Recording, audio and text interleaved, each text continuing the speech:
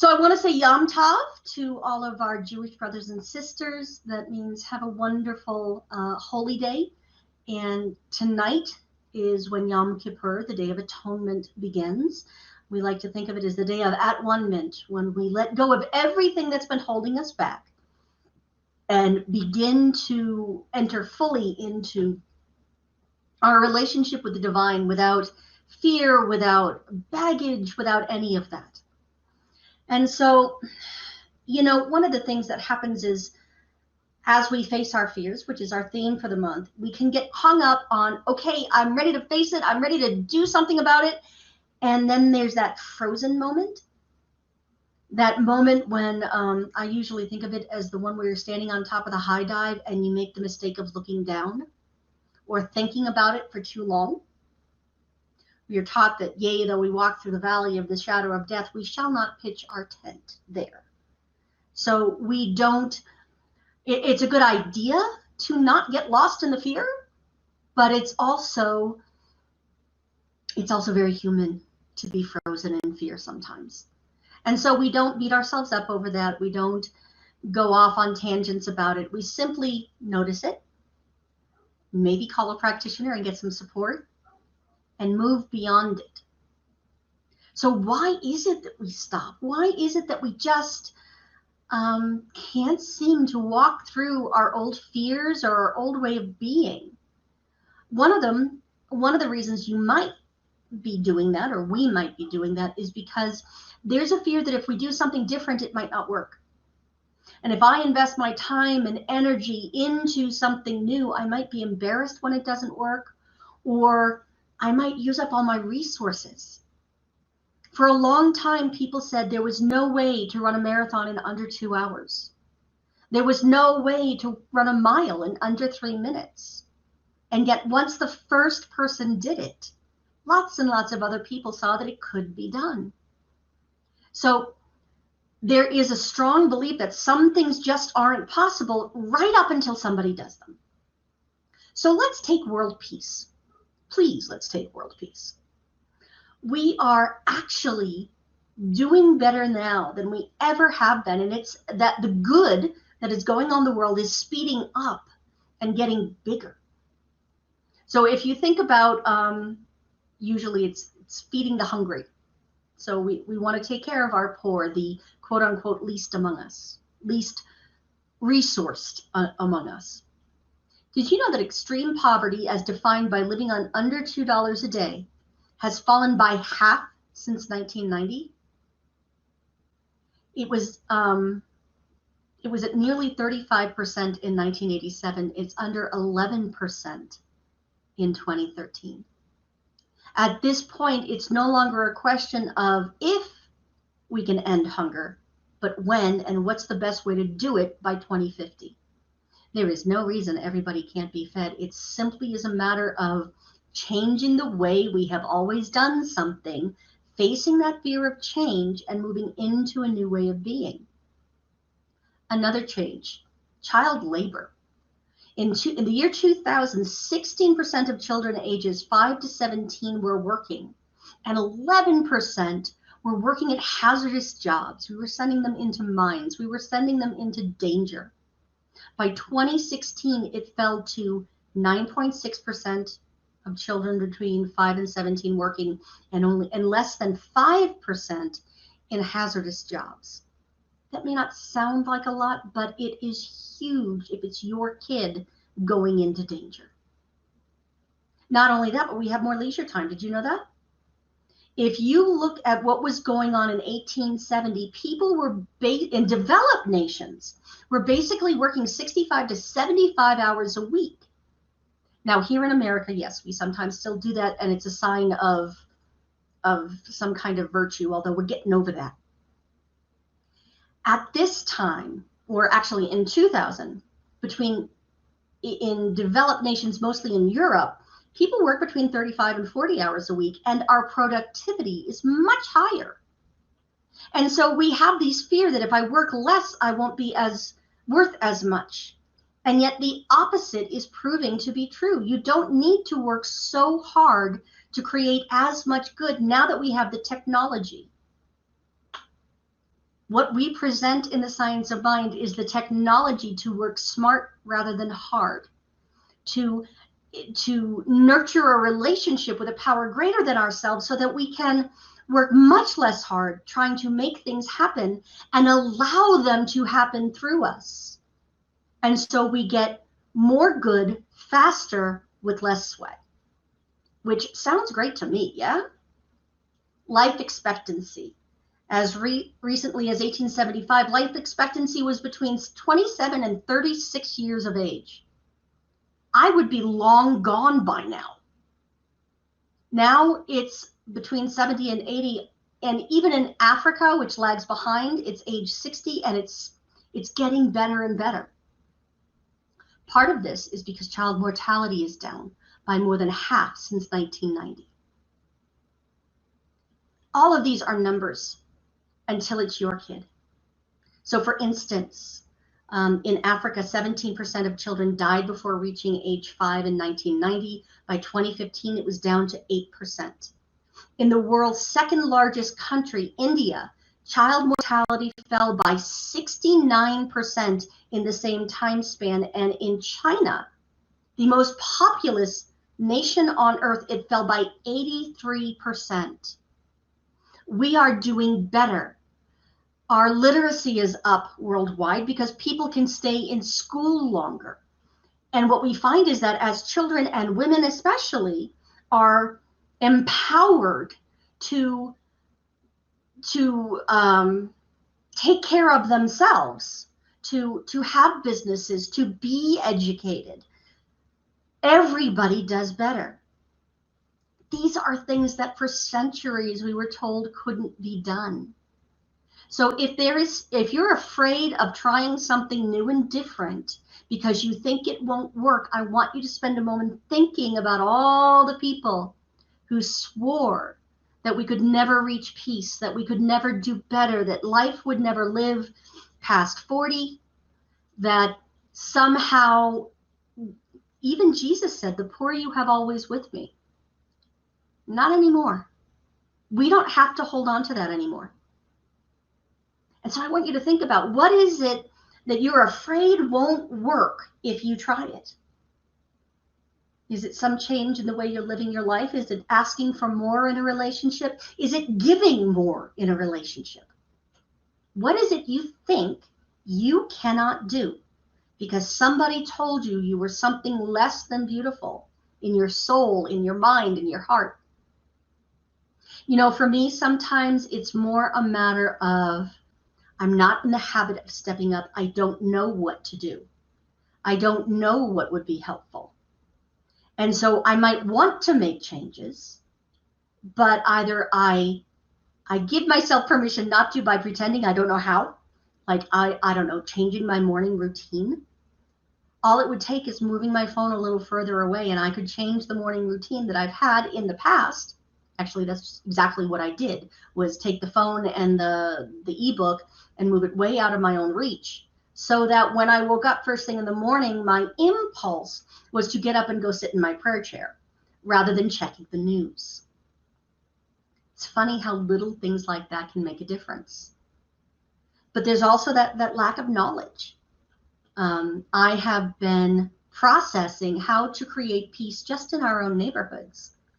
And so what Spirit put in front of me was an online class, or an online webinar actually, done out of the city of San Diego. It had city police and sheriff and the FBI and faith leaders of that area talking about how to work together to face the real problems that are there, but how to work together in order to create the world that works for everyone, as we would say it. As a matter of fact, since they started this particular program, what I learned is the 4 corners of death, which was a particular intersection in Southeast San Diego, it showed up as the 4 corners of death even on Google Maps.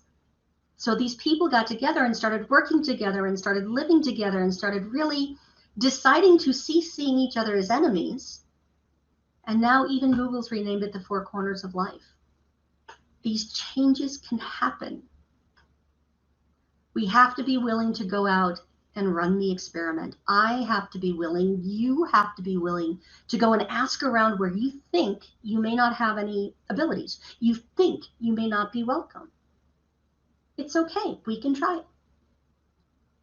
The other part is that it might be a fear of thinking, I am not the person who could do this. I am not the person who could do this. It's arrogant of me to think that A, they think I have anything to teach them if I go out and try and work with other people, or if I go out and try and join the movement to create the world that works for everyone.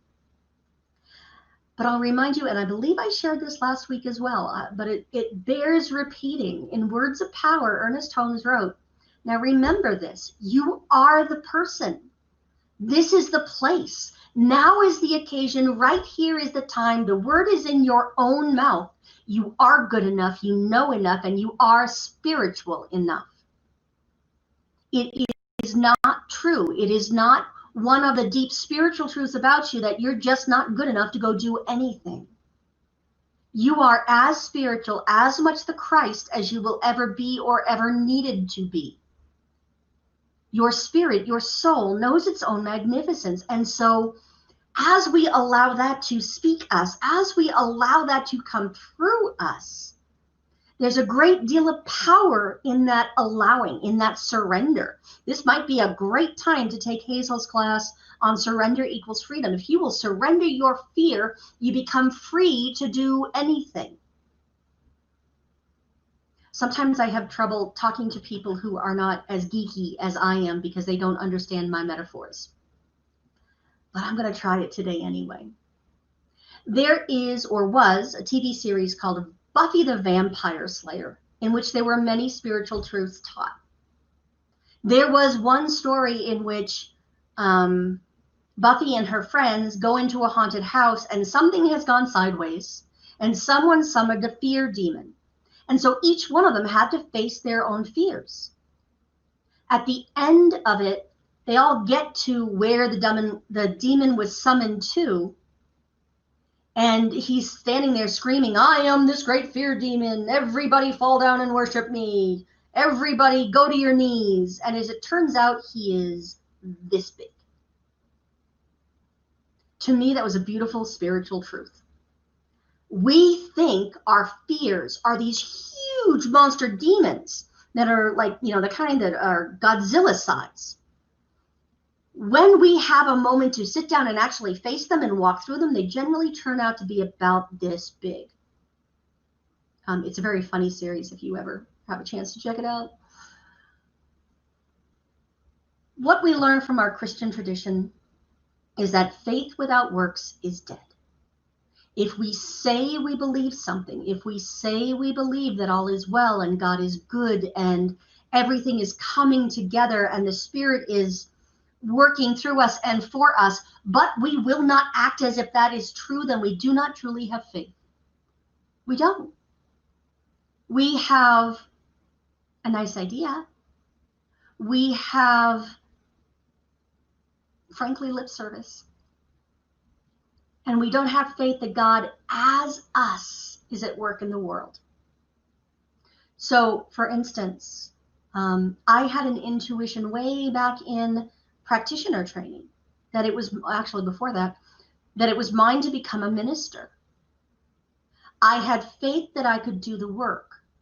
I had faith that my intuition was true, but I had to actually go sign up for school and put in the hours and put in the years of study and be willing to face my own consciousness and clean it up in order to do this work.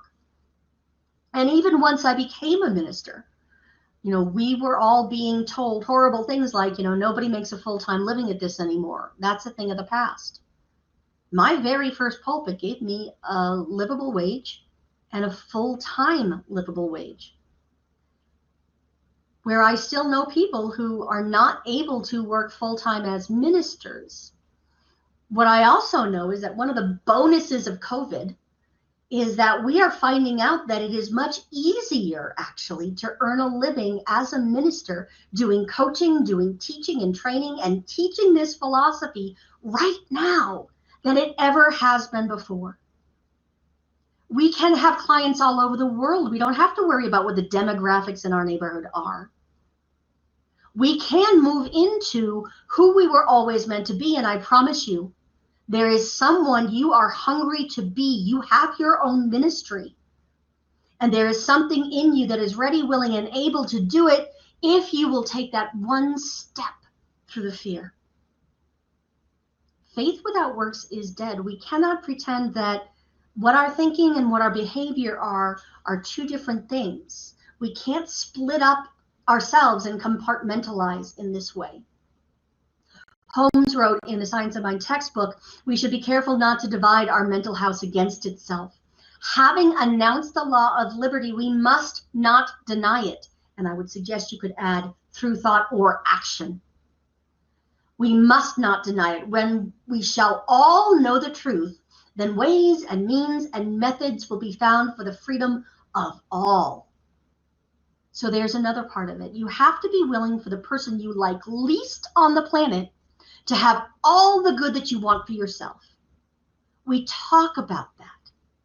We talk about that in our original affirmation at the beginning of the service. We are here for God, and what we want for ourselves is what we want for all people everywhere, all beings everywhere. This is the truth of who we are. And if we don't take it into action, if we don't take all of this good and out into the world, then it goes stagnant and we forget what we know. Even if we just knew it a little bit, we will lose that. We will forget about that if we don't go practice it. There's a reason the 12 steps of Alcoholics or anything else Anonymous ends with the 12th step, which is having had a spiritual awakening as a result of these steps. We try to carry this message to others and to practice these principles in all our affairs. If you believe that God is all there is and you attest to that, if you claim that, then God is all there is in your finances. Then God is all there is in your relationships. Then God is all there is in this town and in this state and in this country. And yes, sometimes it's very easy to see evidence to the opposite. But what we know is that this stuff works. The way we do prayer works because we speak the truth of God and know it to be the truth of all of us. So I'll remind you of one last thing.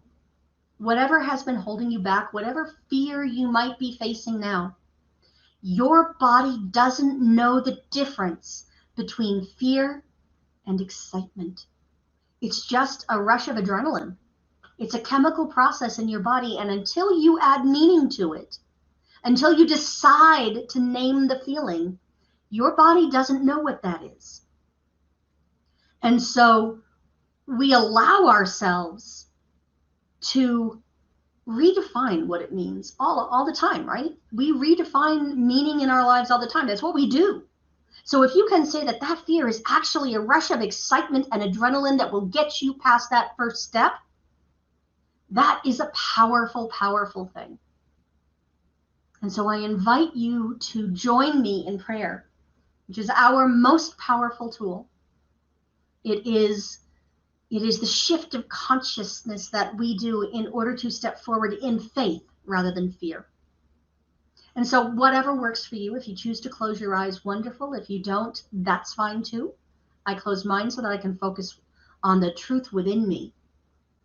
And the truth is that God is all there is, that there is a single power and presence in the universe, and there is no second power that can argue with it.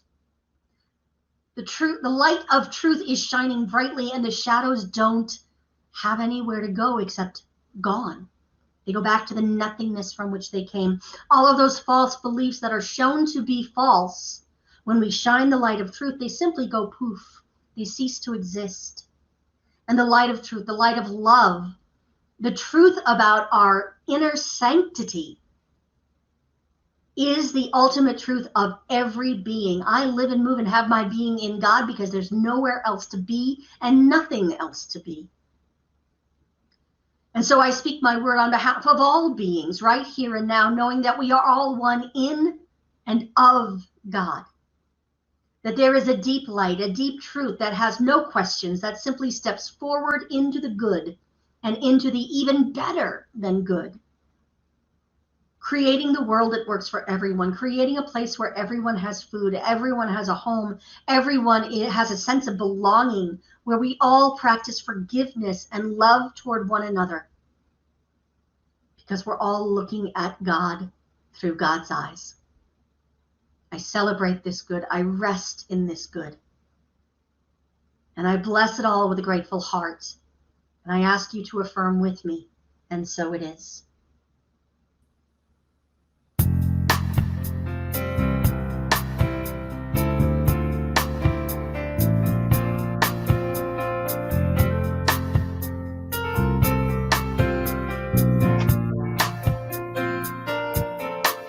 Where we let the love wash over us.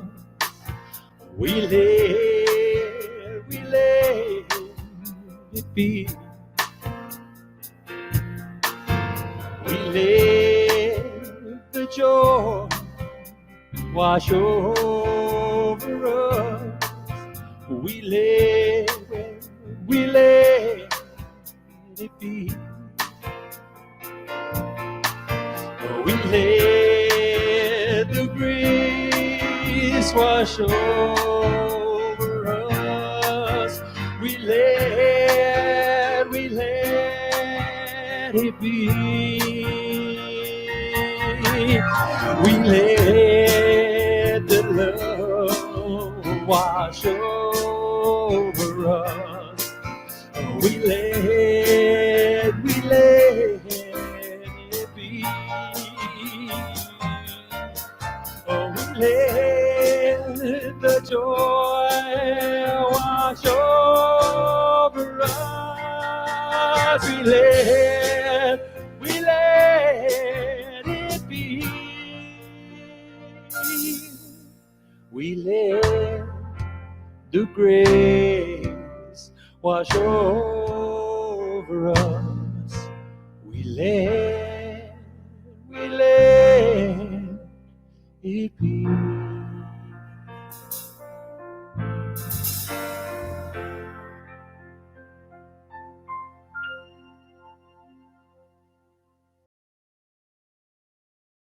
We allow grace to wash over us. We allow good to wash over us and through us in such a way that we are able to create this circulation that happens. And so this is the time in our service where we become conscious of how this teaching, how this service serves us. And we make a decision about how to support the center itself in its work financially. Now, what we know is that when we put our money where our good is, one of the things we're doing is telling the universe this: I want more of this. And so take a moment to go within and think about all the good that you get from this community, and allow to rise up within you what you choose to do in support of this community. Part of how we do that, it's scrolling across the bottom of the screen. It's our website. You can click on the donate button. That's also where you can go to pay for classes. There's also a number you can text to. I happen to have my donations set up once a month automatically. I just see it go and do my little happy dance and feel really good. It's just part of how I've got it set up. And you can do that at any time through the website. So at this time, I'm going to ask you to consciously hold your hand over your heart. If you are holding a donation of some kind, hold that there. But this is a consciousness thing right now. So we have a dedication of the offering we like to do that goes: divine love in and through me blesses and multiplies all that I have, all that I give, and all that I receive. Thank you, life. And thank you,